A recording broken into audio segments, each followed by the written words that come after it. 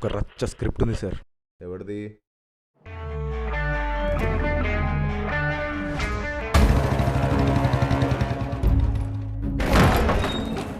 Cut చేస్తే ఒక villain, ఆడి gang.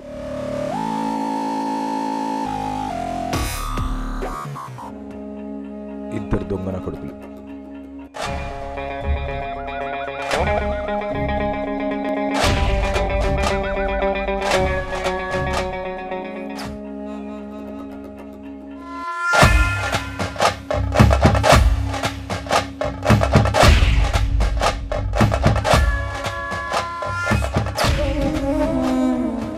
ఇక్కడ ఫైట్ పెడదాం సార్.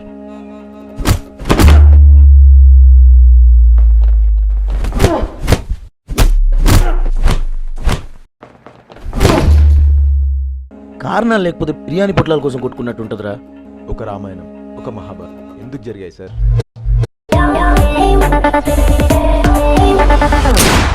డాన్స్లు, ఫైట్లు ఇవన్నీ ఎందుకమ్మా?